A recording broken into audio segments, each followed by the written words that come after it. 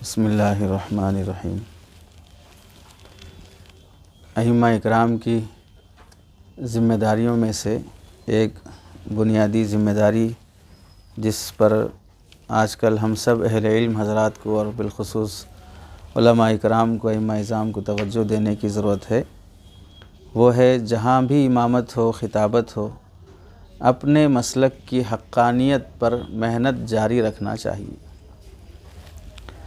हिंदुस्तान में सब जानते हैं कि अक्सरियत हनफ़ी मसलक की है।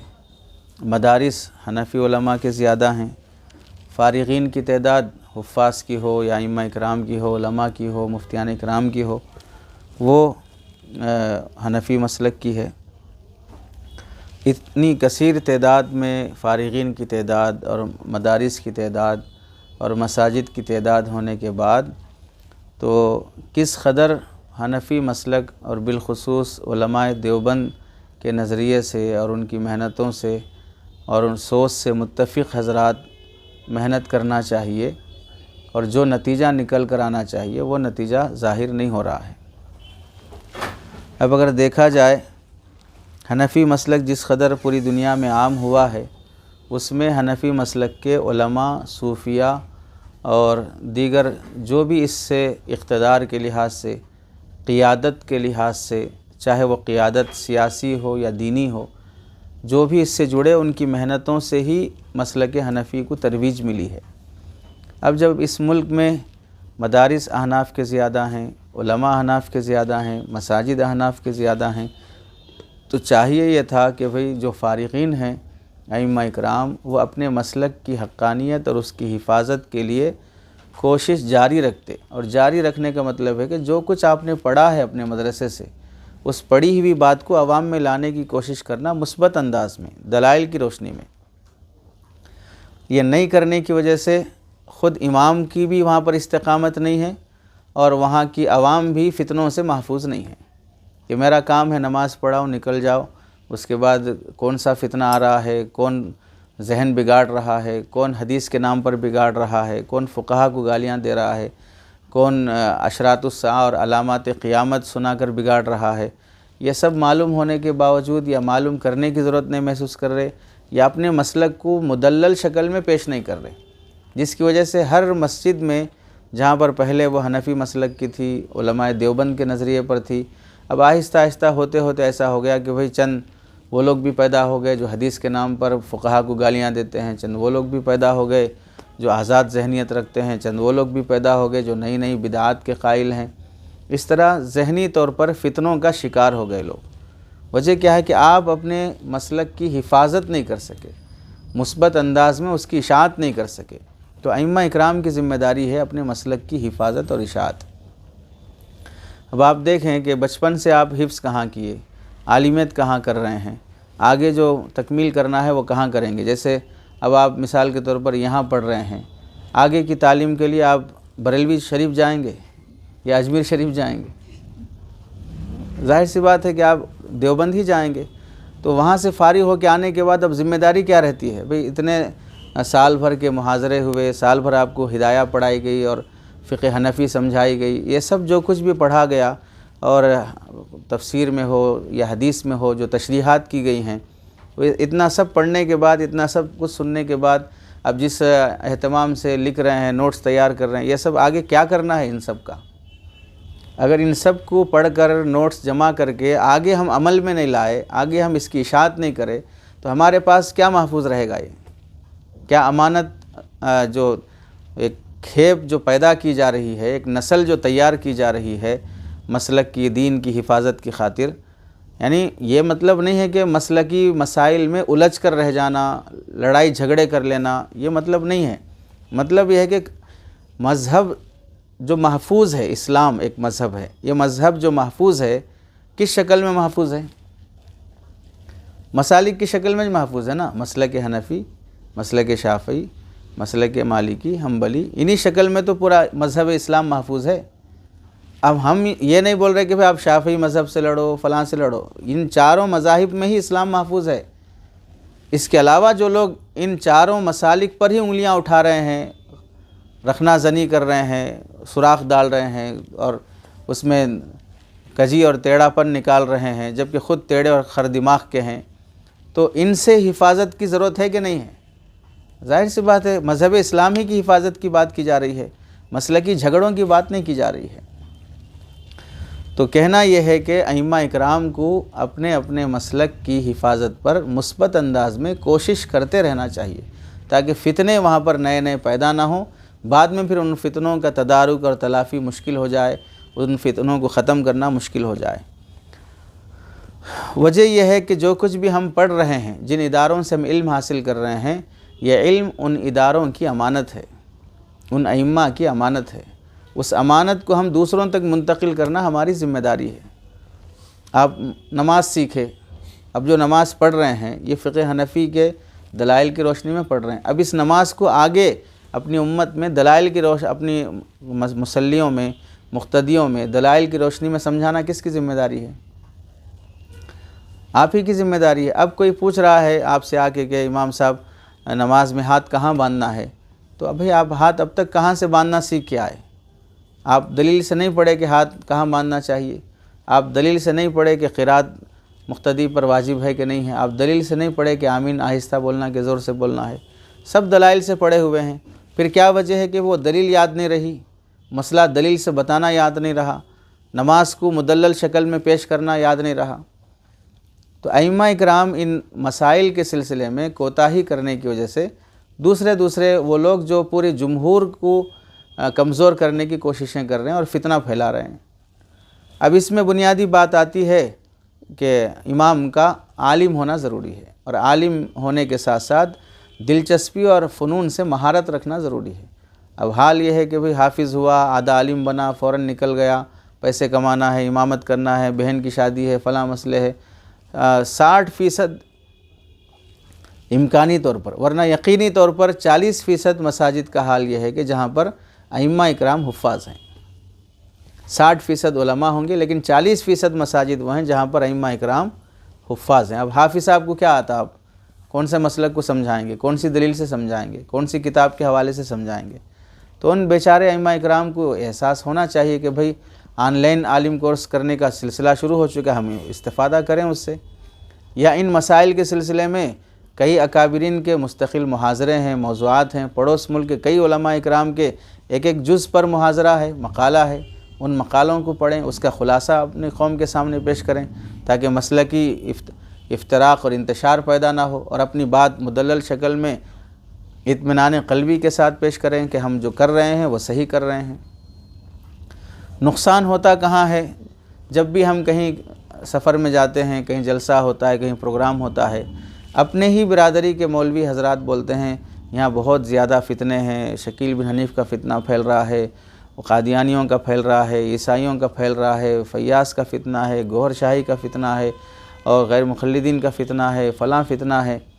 ऐसा लगता है ये लोग शिकायत कर रहे हैं, क्या तारीफ़ कर रहे हैं? अपने शहर की, अपने इलाक़े की तारीफ़ कर रहे हैं। इस पूरी गुफ्तगू में यह नहीं सुनाते कि भाई आप क्या कर रहे हैं यहाँ पर रह के, आप घास उखाड़ रहे हैं, आप क्या कर रहे हैं? आप न दरस कुरान दे रहे हैं, न दरस हदीस दे रहे हैं, न दरस फ़िक़ा दे रहे हैं, न जुमा के अनावीन की तैयारी करके आप पेश कर रहे हैं, न अपनी कौम को कोई वक्त निकाल के नमाज फ़िक़्ह हनफ़ी और दलाइल की रोशनी में सिखा रहे हैं, न फ़ितनों से वाकिफ़ कराने का कोई प्रोग्राम कर रहे हैं। आप दूसरों की मेहनतें देखें, फ़र्द से मिल के वो समझा रहा है, एक बंदा दूसरे बंदे से मिल के टाइम लेके आपसे एक बात करना है, ठीक है बोलिए साहब क्या बात है, एक 5 मिनट चलिए होटल में चलते हैं, फ़लाँ जगह चलते हैं, बिठा के अब उसे समझा रहा है कि नमाज में हाथ कहाँ बांधना चाहिए, आमीन कैसे बोलना चाहिए। बुखारी शरीफ की रिवायत है, हाथ यहाँ पर बांधना है, आमीन ऐसे बोलना है। वो एक एक बंदे को पकड़ के बुखारी शरीफ का हवाला दे के मसला बता रहा है। हम आपसे बोल रहे हैं कि भाई आप रोज़ाना एक मसला हदीस की रोशनी में बता दीजिए। जाहिल मेहनत करके मसलक में इंतशार पैदा कर रहा है, आप आलिम होकर मुसल्ले की ज़िम्मेदारी, ये मनसब नसीब होने के बावजूद भी आप वो ज़िम्मेदारी से कोता और खासिर हैं। जब ये गफलत आ जाती है कि अपने ही बड़े बड़े इदारों से, मकतबे दारुल उलूम देवबंद के इस मकतबे की फ़िक्र रखने वाले फ़ारिक़ीन जब उस फ़िक्र को आम नहीं करते हैं, तो आहिस्ता आहिस्ता वहाँ पर दूसरे लोग गालिब आ जाते हैं और फितनों का शिकार हो जाते हैं। उसकी एक मिसाल देखें, फ़ुक़हा इकराम में एक बड़े मुज्तहिद गुज़रे हैं जो इमाम मालिक रहमतुल्लाहि अलैह के हम असर थे, हज़रत लैस बिन साद रज़ी अल्लाह तआला अन्हु। ये वही तबे ताबई हैं, मुज्तहिद और फ़क़ीह हैं जो हज़रत इमाम मालिक रहमतुल्लाह अलैह को साल भर के 360-65 जोड़े एक साथ सिलवा कर भेज देते थे। काफ़ी बड़े साहिब सरवत थे। मिस्र में इमाम लैस बिन साद रहमतुल्लाह अलैह का मसलक और आपकी फ़क़ाहत और आपके मुज्तहिदाना जो मसाइल थे, कई सालों तक आपका मसलक चला वहाँ पर मिस्र में। जैसे आज हम हनफ़ी मसलक हैं, इमाम अबू हनीफ़ा को मानते हैं, इमाम शाफ़ी को मानते हैं, वैसा हज़रत लैस बिन साद रज़ी अल्लाह तआला अन्हु को एक अरसे तक वहाँ इमाम मानकर लोग उनके इज्तिहादी मसाइल की इक़्तिदा करते रहे, तक़लीद करते रहे। लेकिन ख़त्म हो गया, दुनिया में कहीं अब उस मसलक का वजूद नहीं है। वजह क्या है? इमाम शाफ़ी रहमतुल्लाहि अलैह इमाम लैस बिन साद रहमतुल्लाहि अलैह के मुतालिक़ फ़रमाते हैं तबक़ातुल फ़ुक़हा में, अल-लैसु अफ़क़हु मिन मालिकिन, हज़रत लैस बिन साद रज़ी अल्लाह तआला इमाम मालिक से भी बड़े फ़क़ीह हैं। हालांकि इमाम मालिक इमाम शाफ़ी के उस्ताद हैं, अपने उस्ताद के बारे में बोल रहे हैं कि मेरा उस्ताद कम है इमाम लैस बिन साद की फ़क़ाहत के मुकाबले में। लेकिन इमाम मालिक का मसलक चला, इमाम लैस बिन साद का क्यों नहीं चला? वजह क्या है? इल्ला अन्ना अस्हाबहु लम यक़ूमू बिही, मगर लैस बिन साद रहमतुल्लाहि अलैह के जो शागिर्द थे, लम यक़ूमू बिही, उनके साथ वो वफ़ादारी नहीं निभाए। जो पढ़ा उनसे, जो सीखा उनसे, उनके शागिर्द उनके इल्म को आगे नहीं बढ़ाए, तो ख़त्म हो गया।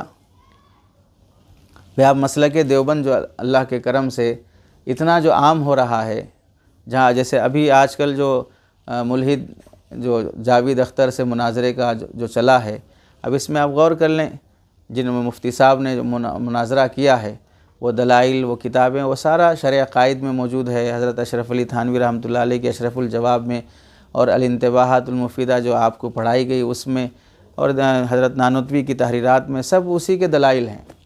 और वो हज़रात भी यही बोलते हैं कि भाई आप इन्हीं किताबों से पढ़ो, बस इनसे ही आपको इल्हाद समझ में आएगा। दलाइल, वजूद बारी के दलाइल आपको समझ में आएंगे। अल्लाह ने उस एक मुनाजरे के ज़रिए से कितना मुस्बत माहौल दहरिए का और इल्हाद का ख़त्म किया, और कई लोग कबूल इस्लाम की तरफ और वजूद बारी और मज़हब के एतक़ाद पर आ रहे हैं। तो एक फ़र्जंद की इस मेहनत पर इतना तब्दीली आ सकती है। ऐसे हज़ारों फ़र्जंदान दारुल उलूम देवबंद से और दीगर इदारों से फ़ारिग़ हो रहे हैं। वो लिसान कौम से वाकिफ़ होकर, अंग्रेज़ी ज़ुबान सीख कर, अपने इलाक़ाई ज़ुबान सीख कर, इन किताबों से इस्तिफ़ादा करके काम करते, तो काम का कितना मैदान खुला है। अभी भी लोग अफसोस करते, ताज्जुब करते हुए, फ़ारिग़ होने के बाद क्या करना, क्या करना। एक बंदा मुनाजरा कर लिया, देखो फिर क्या करना समझ में आ रहा है, कितना काम कर सकते हैं, कितना मैदान बड़ा है। तो काम के मैदान बहुत हैं, काम करने की सलाहियतें पैदा होनी चाहिए, काम करने के जज्बे आना चाहिए। काम लेने वाले अल्लाह ताला की ज़ात है। तो हज़रत इमाम शाफ़ी क्या फ़रमाते हैं? इल्ला अन्ना अस्हाबहु लम यक़ूमू बिही, मगर लैस बिन साद के शागिर्द उनका साथ नहीं दिए। तो यही होगा कि भाई आप इदारों से पढ़ के जाएंगे, फिर उन इदारों से पढ़ा हुआ इल्म और वहाँ के मसाइल, वहाँ के दलाइल आप आम नहीं करेंगे। पढ़ के जाने के बाद फ़लाँ कंपनी में जॉब, फ़लाँ खेत में जॉब, फ़लाँ बाज़ार में जॉब मुलाजमत, फ़लाँ दुकान में तिजारत, ऐसा कर लेंगे तो मसलक की तरवीज थोड़ी होगी। कपड़ा बेचेंगे तो कपड़ा बिकेगा, जूते बेचेंगे तो जूते बिकेंगे। अगर आप मसाइल आगे बढ़ाएंगे, उसकी इशाअत करेंगे तो मसाइल आम होंगे। तो फ़रागत के बाद हमें करना क्या है? तो खिदमत दीन में लगना है, तो दीन सीखो ना, पहले दलाइल की रोशनी में सीखो पहले। तो ये उस वक्त का ज़वाल की वजह यह रही कि हर आदमी दुनिया से जाने के बाद अपने किताबें छोड़ता है, अपने शागिर्द छोड़ता है, अपना नज़रिया छोड़ता है। अब बाद में उनके शागिर्द वो खिदमत करते रहे। जैसे कि अभी हमारे पीर व मुर्शिद हज़रत महबूबुल उलमा वस्सलाह हज़रत पीर साहब रहमतुल्लाह अलैह दुनिया से रहलत कर गए। अब आपके जो खुलफ़ा हैं, वो खुलफ़ा इकराम हज़रत की उस अमानत को और उन हिदायत को काम में लाते रहे, निस्बत आम होगी, फैज़ आम होगा। अगर इजाज़त और निस्बत के बाद हम खाली रह गए, अल्लाह ना करे कि हम खिदमत नहीं करें, तो क्या होगा? ऐसा तो नहीं कि दीन मिट जाएगा, दूसरे लोग अल्लाह ताला उन दूसरों से काम ले लेंगे। हमारे लिए सआदत ये रहती है कि भाई हम जो फ़ैज़ हासिल किए हैं, जो इस्तिफ़ादा हासिल किए हैं, चाहे वो इदारों से हों, उलमा से हों, सूफिया से हों, उस फ़ैज़ को हम आम करने की कोशिश करें। तो ये अइम्मा इकराम की ज़िम्मेदारी होती है अपने मसलक की हिफाजत, इशाअत, तरवीज। चुनांचे अब उसके मुकाबले में इमाम अबू हनीफ़ा रहमतुल्लाह अलैह के शागिर्दों की मेहनत का अंदाज़ देखें। एक इमाम अबू हनीफ़ा रहमतुल्लाह अलैह के हज़ारों शागिर्द गुज़रे हैं। ख़ुद इमाम अबू हनीफ़ा के असातिज़ा जब 4000 रहे हैं, 4000 उलमा से इमाम अबू हनीफ़ा ने इल्म हासिल किया, तो शागिर्द कितने होंगे फिर जिसके असातिज़ा इतने हों। उनमें से चंद काफ़ी मशहूर गुज़रे हैं, मकबूल गुज़रे हैं। इमाम अबू यूसुफ़ हैं, इमाम मुहम्मद हैं और इमाम ज़ुफ़र हैं, इमाम हसन बिन ज़ियाद हैं। ये हज़रात काफ़ी खिदमत किए हैं। इमाम अबू यूसुफ़ रहमतुल्लाह अलैह का कारनामा देखें, वो अपने दौर के चीफ़ जस्टिस रहे हैं। चीफ़ जस्टिस का मतलब यह है कि जैसे अब ज़ालिम हुकूमत है, जल्लाद बैठा हुआ है, अब जो कुछ भी अदालतों में जजेस बैठे हुए हैं उसी जल्लाद के चाटू हैं, उन्हीं के पसखुर्दा हैं, जो बचा के फेंक दिए वो खाने वाले हैं या उनका फ्यूचर बनाने वाले हैं। तो फ़ैसले भी कैसे हो रहे हैं, ये बिल पास करो, वो बिल पास करो, वंदे मातरम पास करो, बाबरी मस्जिद का पास करो, फलां पास करो। वजह क्या है, चीफ़ जस्टिस उनका बैठा हुआ है। तो अपने मंशा की चीज़ें फ़ैसले में, बिलों में आए, पास होगी कि नहीं होगी। अब आप तसव्वुर करो कि हारून रशीद के ज़माने का चीफ़ जस्टिस अबू यूसुफ़ रहमतुल्लाह अलैह हैं, तो कौन सा मसलक आम होगा? जाहिर सी बात है फ़िक़्ह हनफ़ी आम होगा, क्योंकि क़ाज़ी क़ुज़ात जो है वो अपने मसलक के हिसाब से ही फ़ैसला करेंगे ना। तो इमाम अबू यूसुफ़ रहमतुल्लाह अलैह के क़ज़ा पर 3 जिल्दों में बड़ी मोतबर किताब है, जो आज मदीना मुनव्वरा में भी मदरसे में पढ़ाई जाती है। हालांकि उनका मसलक दूसरा है, लेकिन क़ज़ा के मसले में इमाम अबू यूसुफ़ से बेहतर कोई और किताब उनकी लिखी हुई नहीं मिलती। अरे समझे? तो अब उस ओहदे पर पहुँचेंगे आप, तो वहाँ से आप मसलक का काम कर सकेंगे। तो अब उस दर्जे के फ़क़ीह बनना, वैसी सलाहियत लाना कि आप आलिम बनने के साथ साथ एडवोकेट का एक लॉ पढ़ें, वकील बने और अंग्रेज़ी ज़ुबान सीखें, ताकि आप अपने मैदान के मुक़्तदा कहलाएँ, तो आप वहाँ से अपनी बात पेश कर सकते हैं। अब जैसे जो मुफ्ती शमाइल साहब का जो मुनाजरा हुआ, वो देवबंदी मकतब फ़िक्र के हैं, और मुनाजरा हुआ इल्हाद और दहरियत पर, जिसमें हमारा इख्तलाफ नहीं है किससे, बरेलवी भाइयों से। खुदा को तो वो भी मानते हैं ना, गैर मुक़ल्लिदीन से इख्तलाफ नहीं है। लेकिन चूँकि मुनाजरा पेश करने वाला किस मकतबे का फ़र्जंद है, मकतबे दारुल देवबंद का है, तो अब जाहिर सी बात है कि परेशानी इन भाइयों को भी हो रही है कि हमारे मसलक का कोई बंदा ऐसा नहीं आया, हमारे मसलक का कोई बंदा ऐसा नहीं आया। तो उस पर भी उंगलियां उठाना, नुक्ताचीन करना, फलां करना, तो ऐब निकालने वाले निकालेंगे। लेकिन अब रुजू किधर हुआ आवाम का सबसे ज़्यादा? देवबंदी मकतब फ़िक्र की तरफ हुआ ना, कि उनके रुझानात को तस्लीम करने लगे। तो जब आदमी वैसी सलाहियत पैदा करता है कि मैदान में काम कर सकें, तो आपका नज़रिया आम होगा, लोग आपको अपनाना चाहेंगे, आपकी सोच को अपनी सोच बनाना चाहेंगे। तो इमाम अबू हनीफ़ा रहमतुल्लाह अलैह के बाद इमाम अबू यूसुफ़ रहमतुल्लाह अलैह ने अपने ज़माने में इमाम औज़ई रहमतुल्लाह अलैह इमाम अबू हनीफ़ा पर कुछ तनक़ीदी रिसाला लिखा। इमाम औज़ई अपने ज़माने के बड़े आलिम हैं, वो इमाम अबू हनीफ़ा की तरदीद में किताब लिखे। अब उस तरदीद का जवाब देने की खातिर, इमाम अबू हनीफ़ा तो बाहयात नहीं है, कौन देगा आप, अगर शागिर्द अपना काम नहीं किया था। तो इमाम अबू यूसुफ़ ने किताब लिखी अर्रद्दु अलल औज़ई। औज़ई रहमतुल्लाह अलैह की जो नज़रियात थे या उनका जो इमाम अबू हनीफ़ा पे तनक़ीद करना था, उस पर इमाम अबू यूसुफ़ ने तनक़ीद की। तो इससे मसलक का दिफ़ा हुआ कि नहीं हुआ? इमाम अबू हनीफ़ा रहमतुल्लाह अलैह के इज्तिहाद का दिफ़ा हुआ कि नहीं हुआ? फ़ायदा हुआ, शागिर्द काम किया। ऐसे ही देखिए इमाम अबू हनीफ़ा, इमाम अबू यूसुफ़ रहमतुल्लाह अलैह ने अपने उस्ताज़ इमाम अबू हनीफ़ा से मरवी रिवायात को एक जगह जमा करके किताबुल आसार उसका नाम लिखा, जैसे उस्ताज़ का इल्म महफूज हुआ। उसके बाद इसी तरह अपने साबिक़ उस्ताज़ इब्ने अबी लैला और इमाम अबू हनीफ़ा रहमतुल्लाह अलैह के दरमियान में बाज़ मसाइल में इख्तलाफ था, तो इमाम अबू यूसुफ़ ने इमाम अबू हनीफ़ा के दलाइल को तरजीह दी है इब्ने अबी लैला रहमतुल्लाह अलैह के दलाइल के मुकाबले में। तो ये पहले शागिर्द का कारनामा है जो इमाम अबू हनीफ़ा के नज़रियात, मसाइल और मसलक और इज्तिहादात की हिफाजत की है। उसके बाद आ जाए इमाम मुहम्मद रहमतुल्लाह अलैह, आपका कितना बड़ा कारनामा, अब हिदाया के जो मतन पढ़ रहे हैं उन्हीं का कारनामा है, जामे सग़ीर की ही इबारत है वो अक्सर। तो आपका जो बड़ा कारनामा है, उनमें से जो किताबें, 6 मशहूर किताबें इमाम मोहम्मद रहमतुल्लाह ने लिखी, जिसकी वजह से मसलक हनफ़ी मुदव्वन शक्ल में जो पेश हुआ, इमाम मोहम्मद रहमतुल्लाह अलैह की खिदमत का कमाल है। वो ज़ाहिर रिवायत जिसे कहते हैं, किताब मबसूत है, अल-जामिउस सग़ीर है, अल-जामिउल कबीर है, सियरुस सग़ीर, सियरुल कबीर, ज़ियादात। ये 6 किताबें जो फ़िक़्ह हनफ़ी की गोया की बुनियाद होती हैं, इमाम मोहम्मद रहमतुल्लाह अलैह का कारनामा है। वो तो शागिर्द ही ने किया ना, उस्ताद का काम शागिर्द महफूज कर रहा है, मुरतब कर रहा है। ऐसे ही अहले इराक़ और अहले मदीना, अहले इराक़ यानी फ़िक़्ह हनफ़ी वाले, अहले मदीना इमाम मालिक रहमतुल्लाह अलैह का मसलक, इन दोनों में भी बाज़ मसाइल में इख्तलाफ था। तो उस मौके पर अल-हुज्जतु अला अहलिल मदीना इमाम मोहम्मद ने किताब लिखी कि अहले मदीना के ख़िलाफ़ ये किताब है, जो आपके मसाइल हैं दलाइल से हमारे मसलक के ख़िलाफ़ हो रहे हैं, तो हम उसका जवाब दे रहे हैं आपको। तो इससे फ़िक़्ह हनफ़ी क्या हुआ, मजबूत हुआ, महफूज हुआ। तीसरे शागिर्द आ जाए इमाम ज़ुफ़र रहमतुल्लाह अलैह। इमाम ज़ुफ़र रहमतुल्लाह अलैह का कारनामा क्या है? इमाम ज़ुफ़र को इमाम अबू हनीफ़ा रहमतुल्लाह ने तरबियत करके बसरा भेजा था वहाँ पर ख़िदमत के लिए। आज हम ये तसव्वुर करें, इमाम अबू हनीफ़ा इराक़ में रहकर वो मिस्र भेज रहे हैं, बसरा भेज रहे हैं अपने शागिर्द को वहाँ ख़िदमत दीन की खातिर। तो पढ़ के फ़ारिग़ होने के बाद इलाक़ों में फैलना और अपने अपने जगहों पर अपने मसलक की हिफाजत, मज़हब की इशाअत का काम करना। तो आज दारुल उलूम देवबंद का यही कमाल है, अल्लाह का इनाम है कि वहाँ के फ़ारिग़ीन दुनिया के कोने कोने में हैं, जहाँ पर किसी और मकतब फ़िक्र का नहीं पहुँच सका।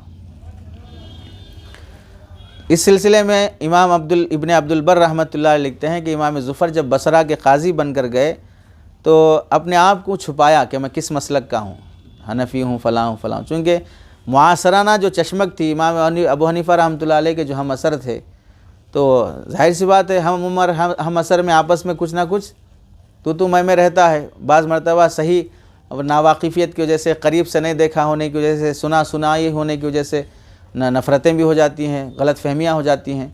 तो इमाम अबू हनीफ़ा रहमतुल्लाह अलैह के मुतालिक भी इसी तरह उस ज़माने में गलत फहमियाँ थीं, जैसा कि आज भी बहुत सी गलत फहमियाँ हमारे बरेलवी भाइयों को उलमाए देवबंद से है। हालांकि जो हम वजाहतें कर रहे हैं तस्लीम करने तैयार नहीं है, मानने तैयार नहीं है, तो गलत फहमियाँ रहती हैं। तो इमाम ज़ुफ़र जब वहाँ पर गए तो ऐसे ही अदावत और दुश्मनी वाला माहौल था इमाम अबू हनीफ़ा रहमतुल्लाह अलैह से मुतालिक। तो इमाम ज़ुफ़र ने क्या किया, वहाँ पर काज़ी बनने के बाद अहले इल्म को जमा करते, रोज़ाना मसाइल के सिलसिले में हम मुबाहसा करेंगे, बहस करेंगे, दलील से उस मसले को साबित करने की कोशिश करेंगे। तो वहाँ के उलमा को जमा करते, चलो ये मसला है, इस मसले का हुक्म बयान करना है, अब दलील के रोशनी में बयान करो। उसे आप समझें, एक बार आप यहाँ देखे थे जो मजलिस फ़िक़ही का हुआ था कि मकाले वगैरह लिखने के बाद भाई इधर से एक बोल रहा है, उधर से एक बोल रहा है, इस तरह जवाब दे रहे हैं। तो ये सब तहक़ीक़ का हिस्सा है। वो तो चलो इस मसले के बारे में हम बोलते हैं भाई फ़याज़ के मानने वाले या शकील बिन हनीफ़ के मानने वालों को क्या कहा जाए, मुसलमान के काफिर। मुसलमान कहते हैं दलील क्या है, काफिर कहते हैं दलील क्या है। तो इन दलाइल की रोशनी में एक हुक्म तय किया जाए। तो इस तरह वो मुबाहसा रखे मसाइल के सिलसिले में। और जब बहस शुरू होती तो इमाम ज़ुफ़र रहमतुल्लाह अलैह अपने उस्ताद इमाम अबू हनीफ़ा से सीखे हुए दलाइल पेश करना शुरू करते। तो दलाइल भारी होते, आदमी मेहनत से पढ़ा है, मौजूद है, मुस्तहज़र है इल्म। अब जब सारे साकित हो जाते, खामोश हो जाते, तो फिर ये हाँ ठीक है, आपने जो दलाइल से मुदल्लल किया है मसले को, यही मसला सही है, फ़ाइनल हो गया मसला। तो अब इमाम ज़ुफ़र फरमाते, यही मेरे उस्ताद इमाम अबू हनीफ़ा की भी राय है। अरे समझे। तो शुरू में तो ताज्जुब लगा कि भाई इतने मुदल्लल दलाइल से जो पेश कर रहे हैं, आखिर में ये राय अबू हनीफ़ा की भी है, आखिर में राय अबू हनीफ़ा की भी है। 1 महीना 2 महीने गुजरने के बाद हर मसला जो इमाम ज़ुफ़र मुदल्लल कर रहे हैं, आखिर में बोल रहे हैं कि भाई ये राय अबू हनीफ़ा की है। तो चूँकि अब इससे पहले क्या आ चुके आपके सामने, दलाइल आ चुके, मुदल्लल हो चुका मसला, अब आप उसे रद्द नहीं कर सकते। अब दलील के बाद क्या आ रहा है, अबू हनीफ़ा रहमतुल्लाह अलैह का नज़रिया आ रहा है। तो बसरा में जो लोग अबू हनीफ़ा रहमतुल्लाह अलैह से बैर रखते थे, वो सारे के सारे इमाम ज़ुफ़र रहमतुल्लाह अलैह की मेहनत की बरकत से मोतक़िद बने। तो शागिर्द की मेहनत हुई वहाँ पर। तो हम जो सुनते बोलते हुए हनफ़ी मसलक पूरी दुनिया में फैला शागिर्दों, तो एक एक शागिर्द की मेहनत देखते जाएँ कि अपने अपने इलाक़ों में जहाँ वो फैले, इल्म से, मनसब से और मुबाहसे से, तहक़ीक़ से अपने मसलक को मुदल्लल किया उन लोगों ने। ऐसे आप आज भी देख लें, कहीं पर भी हो आप भी कहीं जाते हैं कि फ़लाँ मस्जिद पहले जो है बहुत पक्के फातिहा की थी बोलते, फिर क्या हुआ, होते होते फ़लाँ इमाम साहब आए, फ़लाँ आए। आप अपने गांव की मिसालें देते ना, फ़लाँ मौल साहब नहीं थे, अकबर मौल साहब थे, फ़लाँ मौल साहब थे, नहीं थे, तो आने के बाद से वो मस्जिद पूरी बदल गई, पूरी अब इन लोगों की हो गई, तबलीगी हो गई, फ़लाँ हो गई बोलते। किसकी मेहनत से हुई? उसे एक फ़र्द की मेहनत से हुई ना। तो जब ये नतीजे हम देख रहे हैं कि एक फ़र्द अगर मेहनत करता है तो वहाँ की कौम जो पहले बिदात में थी, शिरक में थी, फ़लाँ में थी, बदल रही है। ऐसे ही इल्मी मसाइल पर भी मेहनत करने की ज़रूरत है, फ़िक्रियात पर मेहनत करने की ज़रूरत है, मसलक को मजबूत और मुदल्लल करने की ज़रूरत है। असद बिन फ़ुरात रहमतुल्लाह अलैह और हसन बिन ज़ियाद रहमतुल्लाह अलैह, ये भी इमाम अबू हनीफ़ा रहमतुल्लाह अलैह के शागिर्दों में से हैं। तो इमाम अबू हनीफ़ा रहमतुल्लाह अलैह ने यूरोप के ममालिक की तरफ, उस ज़माने में जो भी थे अबू हनीफ़ा रहमतुल्लाह अलैह के ज़माने में, मगरिबी ममालिक, वहाँ पर अपने शागिर्द असद बिन फ़ुरात रहमतुल्लाह अलैह को भेजा। इमाम मसलक इमाम मालिक से भी इन्होंने इल्म हासिल किया है। इसी तरह मोहम्मद बिन हसन रहमतुल्लाह अलैह से भी इन्होंने इल्म हासिल किया, क्योंकि इनका रुझान फ़िक़्ह हनफ़ी का ही है और शागिर्द इन्हीं अहनाफ़ के फ़ुक़हा ही के हैं। तो मगरिबी ममालिक की तरफ इमाम असद बिन फ़ुरात रहमतुल्लाह अलैह को इमाम अबू हनीफ़ा ने भेजा उस ज़माने में। वहाँ उन्होंने मुख्तलिफ़ मौज़ूआत पर किताबें लिखी अपने ज़माने में। तो यूरोपी ममालिक में हनफ़ी मसलक फैला कहीं पर तो असद बिन फ़ुरात रहमतुल्लाह अलैह की मेहनत से। अब हैं इमाम हसन बिन ज़ियाद रहमतुल्लाह अलैह, इनके भी अपनी किताबें हैं अपने मुख्तलिफ़ मौज़ूआत पर। जब ये काज़ी रहे अपने दौर के तो कई किताबें लिखा, हनफ़ी मसलक के को मुदल्लल किया उन्होंने अपने हिसाब से। इसी के साथ इमाम अब्दुल्ला इब्न मुबारक रहमतुल्लाह अलैह जो इमाम बुखारी रहमतुल्लाह अलैह के असातिज़ा में शुमार होते हैं, तो आपने भी बड़ा काम किया कि फ़िक़्ह हनफ़ी के कई मसाइल को अपने लिहाज से दलाइल की रोशनी में मुरतब करके किताब लिखी। तो किसी ने इमाम मालिक रहमतुल्लाह अलैह से पूछा कि क़ुल्तु लिइब्न मुबारक, सलमा बिन सुलेमान रहमतुल्लाह अलैह कहते हैं मैंने इब्न मुबारक से कहा कि वज़अत मिन राई अबी हनीफ़ा, अबू हनीफ़ा की राय के मुताबिक तो आपने किताब लिखी, वलम तज़ा मिन राई मालिक, इमाम मालिक रहमतुल्लाह अलैह के राय के मुताबिक तो कोई किताब नहीं लिखी, आपने ऐसा क्यों किया? तो क्या कहने लगे, लम अरहु इल्मन, मैं इमाम अबू हनीफ़ा के इल्म को इल्म समझता हूँ। अरे समझे, यहाँ उनके इमाम मालिक के मसलक की तौहीन नहीं है, तहक़ीर नहीं है, वो भी बड़े इमाम हैं, आँखों का सर का ताज हैं, लेकिन इल्म महफूज होते चला किताबी शक्ल में। कोई लिख रहा है, कोई आम कर रहा है। जैसे अब हम कोई किताब लिखे, अब किसी मसलक पे, जैसे आप एक किताब लिखें, समझो भाई घर रहन पे लेने या ज़मीन रहन पे लेने की जायज़ और मुतबादिल शक्लें, तो उसमें हम जो आरा पेश करेंगे, जो दलाइल पेश करेंगे, उन सब में कहाँ के हवाले आएंगे? फ़िक़्ह हनफ़ी के आएंगे, उलमाए देवबंद के फतावा आएंगे। तो जब वो किताब आम होगी, कोई भी पढ़ेगा, तो जाहिर सी बात है कि उसमें किसका नज़रिया किससे मुतासिर होगा। वहाँ कहीं भी अजमेर शरीफ नहीं आएगा लिखा हुआ, वहाँ कहीं भी किसी और गैर मुक़ल्लिद के मदरसे या फ़लाँ का हवाला नहीं आएगा वहाँ पर कहीं। अरे समझे नहीं समझे? तो इल्म की मेहनत होगी, काम होगी, तो मसलक की तरवीज होगी, इशाअत और हिफाजत होगी। मसलक कमज़ोर कब हो जाता है? मसलक कमज़ोर उस वक्त पड़ जाता है, शेख अबू ज़ुहरा रहमतुल्लाह अलैह फ़िक़्ह हनफ़ी के की नशर व इशाअत के तहत में लिखते हैं एक किताब में, हयात इमाम अबू हनीफ़ा रहमतुल्लाह अलैह की ज़िंदगी पर उन्होंने किताब लिखी है। उसमें लिखते हैं, जब सियासी क़ुव्वत कमज़ोर हो गई और उलमा की जद्दोजहद अपनी जगह पर कमज़ोर पड़ गई, तो फ़िक़्ह हनफ़ी जो ज़िंदा था, जिसके ज़िम्न में उलमा की कोशिशें जिस नहज पर हो रही थी, और वो रफ्तार उलमा के सुस्ती और काहिली की वजह से कमज़ोर हो गई, तो फिर कई शहर और देहात में उलमा की कमज़ोरी की वजह से मेहनत का मज़हब कमज़ोर पड़ गया। अरे समझे नहीं समझे? हुकूमत आपका सपोर्ट नहीं करेगी कि हनफ़ी मसलक को आगे बढ़ाए। मुल्क को आज़ाद करने वालों में कौन से मसलक के उलमा थे? उलमा हनाफी थे ना। जितने रशीद अहमद गंगोही हों, हाफिज़ जामिन शहीद हों, शाह मुहद्दिस दहलवी रहमतुल्लाह अलैह की नस्ल के जितने भी हों, ये सब कौन थे?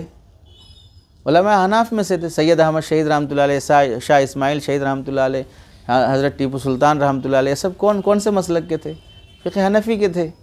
तो जब मुल्क आज़ाद हुआ इन्हीं उलमा की बरकत से, तो ये उलमा अपनी जगह पर जंग के अलावा जो काम कर रहे थे वो किस मसलक पे काम कर रहे होंगे? फ़िक़्ह हनफ़ी पर ही काम किए। कुरान के तर्जुमे लिखे, हदीस की शुरुआत लिखी, फ़लाँ लिखा, सब अपनी मेहनत से ही तो मसलक महफूज हुआ ना। मेहनत से ही तो मसलक की इशाअत हुई है। अब वो मेहनत करने तैयार नहीं है, इमामत के मनसब पर रहकर, खिताबत के मनसब पर रहकर। तारीख़ी लिहाज से भी देख लें, सल्तनत अब्बासिया के जो खुलफा गुज़रे हैं उनके बारे में भी लिखा है। अब्बासी खिलाफत के दौर में उस सल्तनत अब्बासिया के काजी और चीफ़ जस्टिस वग़ैरह जो थे वो भी हनफ़ी हुआ करते थे। हुकूमतें कुफ्र की सरज़मीन पर जब लश्कर कशी करती, वहाँ पर जंग होती थी, आपस में कुफ्र और इस्लाम का आमना सामना होता, तो ये मुसलमान जो उस वक्त जाकर लड़ते थे अब्बासी खिलाफत के दौर में, वो अब्बासी खिलाफत के दौर में जो मुजाहिदीन हैं उन्होंने दीन सीखा है उलमा हनाफ से, और वो जाकर जिहाद कर रहे हैं। जिहाद करने के बाद जब वहाँ पर दीन इस्लाम और उसको मुस्लिम कंट्री बनाएंगे, दारुल इस्लाम बनाएंगे, तो दारुल इस्लाम बनाने के बाद वहाँ कौन से हकाम नाफिज होंगे, किस मसलक के हिसाब से? क्योंकि मुजाहिदीन कौन से हैं? फ़िक़्ह हनफ़ी के हैं, तो उन्हीं से क्या होगा? क़ज़ा फैलेगा, आम होगा, मसलक आम होगा। और उसके बाद जब वहाँ के काजी बनेंगे, इमाम बनेंगे, वो लोग हनफ़ी मसलक के होंगे। जो लोग इस्लाम कबूल करके दीन, नमाज, रोज़ा, ज़कात सीखने के लिए आना चाहेंगे, तो काजी साहब कौन से मसलक के हैं? तो क़ज़ा के मनसब से क्या होगा? दीन आम होगा, मसलक की तरवीज होगी, इशाअत होगी। तो आज उसकी एक मिसाल अगर हम देखें, मिसाल के तौर पर अगर कोई बंदा गैर मुस्लिमों में काम करता है, वो काम करने वाला समझो कि बिलफ़र्ज़ गैर मुख़ल्लिद भाई है, और वो गैर मुस्लिम जो है इस्लाम कबूल करके कलिमा पढ़ के मुसलमान होता है, तो उस पर मेहनत करने वाला कौन है? गैर मुख़ल्लिद भाई है, तो उसे कौन सी नमाज़ सिखाएगा? हनफ़ी नमाज सिखाएगा। तो जो आदमी मेहनत के मैदान में रहेगा, उसकी मेहनत से जो भी मुतासिर होकर आएंगे वो अपना ही मसलक और नज़रिया पेश करेगा ना।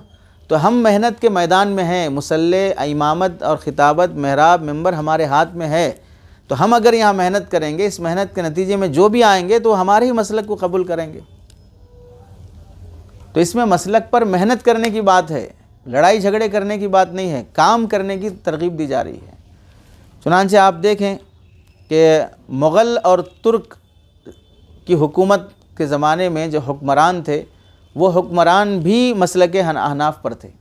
चुनांचे एक बड़ी तारीख़ी बात जो शायद पहली बार आप लोगों को सुनने का मौका है, चंगेज़ ख़ान जो तातारियों का ज़ालिम हुक्मरान गुज़रा है आलम इस्लाम को, जिसने तातारियों का जुल्म काफ़ी मशहूर है, अल्लामा इब्न क़य्यिम जौज़ी की लिखी हुई तहरीरात पढ़ना चाहिए।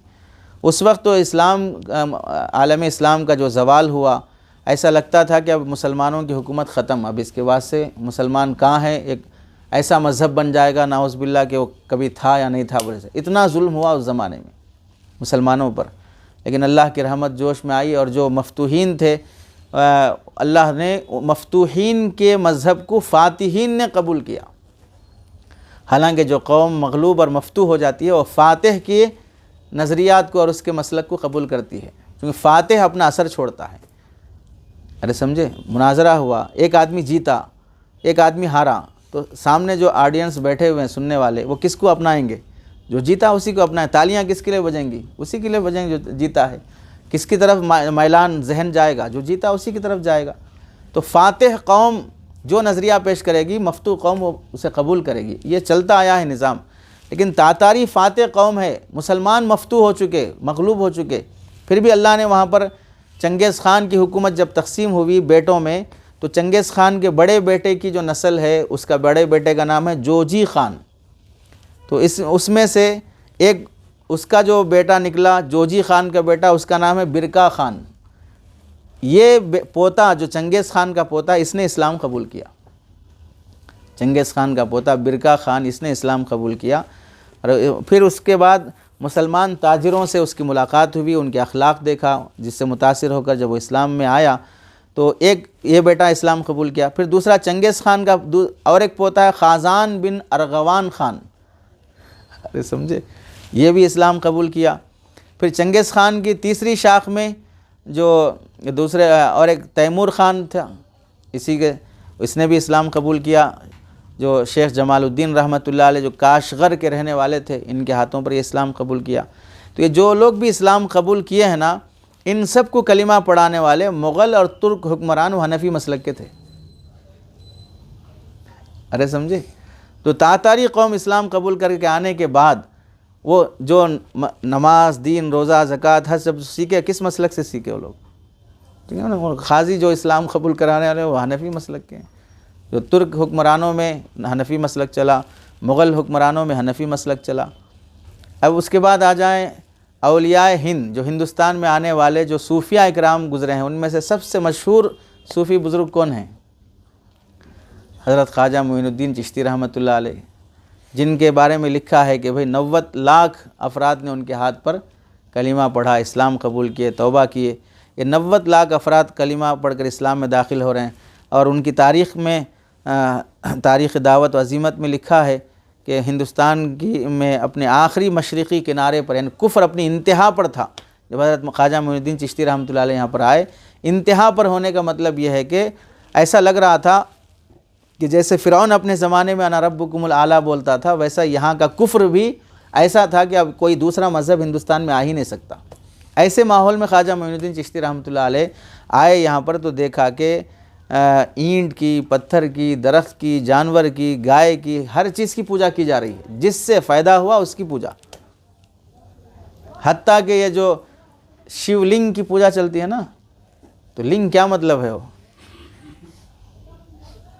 उसमें तनासुल है, उससे नस्ल चलती है, फ़ायदा हुआ उससे, उसकी भी पूजा शुरू हो गई।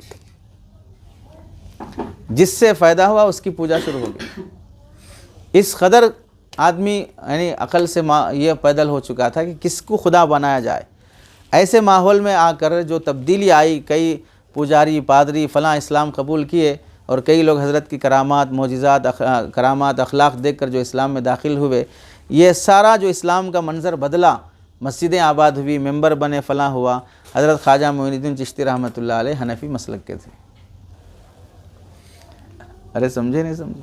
तो मसलकों की हिफाजत सूफिया से, हुक्मरानों से, क़ुज़ात से, शागिर्दों से, हर एक। अब ख्वाजा मोइनुद्दीन चिश्ती रहमतुल्लाह अलैह के मुतालिक हज़रत अली मियां रहमतुल्लाह अलैह लिखते हैं, सिलसिले चिश्तिया की बुनियाद हिंदुस्तान में पहले ही दिन इशाअत इस्लाम और तबलीग इस्लाम से पड़ी। और इसके जो बानी हैं हज़रत ख्वाजा मोइनुद्दीन चिश्ती रहमतुल्लाह अलैह, जिनके हाथ पर अक्सर लोग इस्लाम कबूल किए हैं, इनके मुतालिक लिखा है कि ये सूफिया इकराम की जमात के वो गिरोह थे जो हनफी मसलक के थे। तो आदमी वो पावर हासिल करेगा, वो सलाहियतें हासिल करके मेहनत करेगा, तो कबूल इस्लाम या इशाअत इस्लाम जो भी होगा, आपकी मेहनतों की बरकत से वो मसलक आम होगा, हिफाजत होगी उसकी। दूसरे 2-4 मिसालें देखें। बर्र सग़ीर हिंद व पाक जो अभी तकसीम नहीं हुआ था, वहाँ पर कश्मीर का इलाक़ा, जो मुल्क आज़ाद होने से पहले कश्मीर की आबादी में 80% जो आबादी थी, कश्मीर में बरहमनों का गढ़ समझा जाता था। कश्मीर मुसलमानों का नहीं, बरहमनों का गढ़ समझा जाता था। अक्सर पंडित और गैर मुस्लिम वहाँ पर रहते थे। वहाँ पर जो इस्लाम कबूल कराने और वहाँ की अक्सर तादाद मुसलमान बनाने की जो मेहनत हुई है, सैयद अली हमदानी रहमतुल्लाह अलैह की हुई है, जो काफ़ी बड़े बुज़ुर्ग गुज़रे हैं। और सैयद अली हमदानी रहमतुल्लाह अलैह, जिनकी मेहनत की बरकत से कश्मीर के पंडित और गैर मुस्लिम इस्लाम में दाखिल हुए, ये हनफी मसलक के थे, जिनके आने वाले इस मुसलमान भी हनफी मसलक के पैरोकार हुए। अब कश्मीर से आगे आ जाएं और पीछे पंजाब का इलाक़ा। पंजाब के इलाक़े में आएंगे तो आपको महसूस होगा कि पंजाब के मगरिबी सूबों के जो बाशिंदे हैं, उन सब को कलिमा पढ़ाकर इस्लाम कबूल कराने वाले ख्वाजा बहाउल हक़ मुल्तानी रहमतुल्लाह अलैह हैं, जो हज़रत बाबा फ़रीद पाक पटन रहमतुल्लाह अलैह के तरबियत याफ्ता थे। तो ख्वाजा बहाउद्दीन मुल्तानी रहमतुल्लाह अलैह और बाबा फ़रीद गंज शकर रहमतुल्लाह अलैह, ये सब हज़रात हनफी मसलक के थे। इसके बाद आ जाएं बंगाल, जहाँ दीदी रहती है जिस पर निशाना बना रहे हैं, दीदे ताड़े हुए लोग, जालिम लोग जिसे बंगाल की दीदी बोलते हैं। तो वहाँ उस बंगाल में इस्लाम कबूल कराने में सूफिया इकराम की जो मेहनतें हैं, और ऐसे तमिलनाडु में जो मेहनत, उन जो बुज़ुर्गान दीन आए इस्लाम कबूल करवाए, उनमें एक बुज़ुर्ग आते हैं जिनका नाम है मौलाना मज़हर रहमतुल्लाह अलैह। इनके शागिर्द और मुरीदीन की तादाद जब ये कहीं सफ़र करते तो 900 लोगों का काफ़िला इनके साथ चलता था, मुरीदीन का।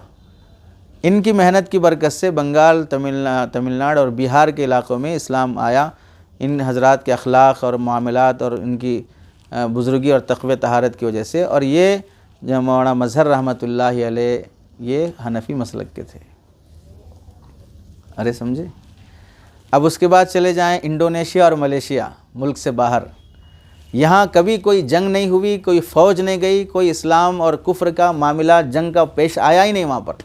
वहाँ सिर्फ ताजिर हजरात गए तिजारत करने की खातिर उस मुल्क में। तो इन ममालिक में ताजिरों के ज़रिए से जो उनके अखलाक थे, दुकानदारी थी, ख़रीद व फ़रोख्त में इस्लामी तालीमात का उन्होंने जो लिहाज रखा, उससे मुतासिर होकर इस्लाम कबूल करने किया। और पूरा मुल्क इंडोनेशिया मुसलमानों का, मुस्लिम कंट्री है, वो 100 की 100% मुस्लिम कंट्री है और पुरअमन मुल्क है।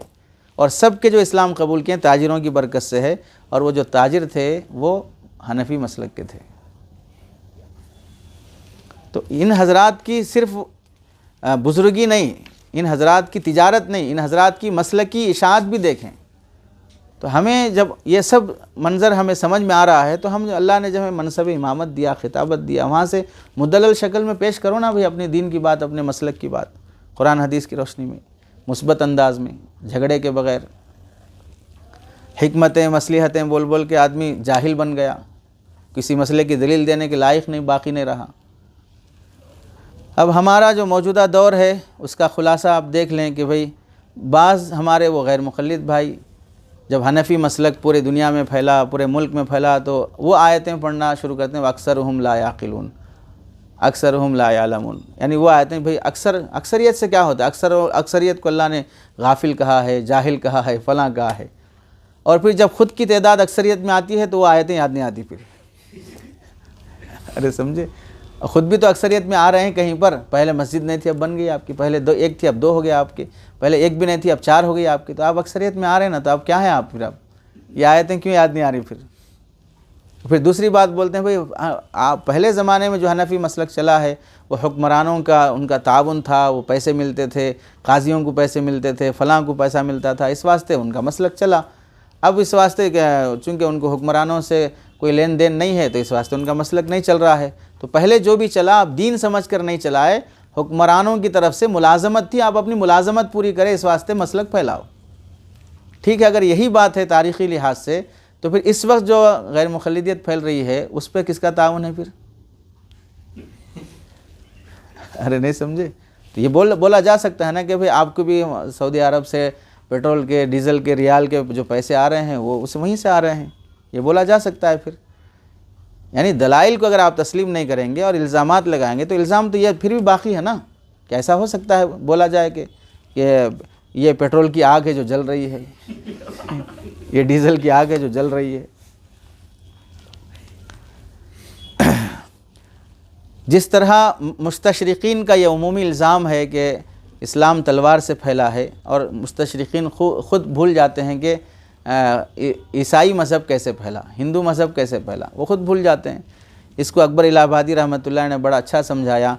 यही कहते रहे तेग से फैला इस्लाम, यही कहते रहे तेग से फैला इस्लाम, ये ना इरशाद हुआ तोप से क्या फैला है, ये ना इरशाद हुआ तोप से क्या फैला है। भाई तलवार से इस्लाम फैला हुआ है ना, तो बंदूक, बारूद, गोली ये तुम बनाए ना, इससे क्या फैल रहा है बता थोड़ा सा।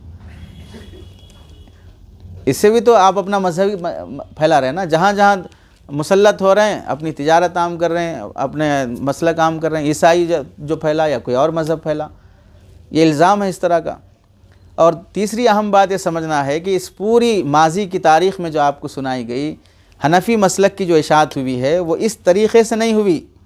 मस्जिद में गए, हनफी काजी साहब या हनफी ताजिर बुलाए, बैठो बाजू इधर आओ, हाथ कहाँ बांधना बताता हूँ तुम्हारे, पैर कहाँ बांधना बताता हूँ तुम्हारे, गला कैसा बांधना बताता हूँ। ऐसा नहीं हुआ जैसा कि आज वो भाई एक एक को पकड़ के मसलक समझा रहे हैं।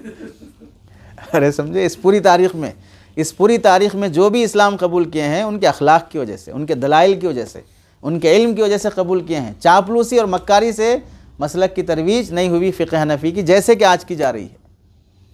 ऐसे मौके पर हमारे मसाजिद के अइम्मा की ज़िम्मेदारी होती है कि मसलक को पढ़ें, माजी में असलाफ़ की तारीख़ और उनकी खिदमतों को देखें और अपने मसाइल को मुदल्लल करें, इल्मी ज़ौक़ पैदा करके अपने महराब की, मुसल्ले की और अपनी कौम की हिफाजत की फ़िक्र करना एक इमाम की ज़िम्मेदारी होती है। अल्लाह अमल की तौफ़ीक़ नसीब फरमाए।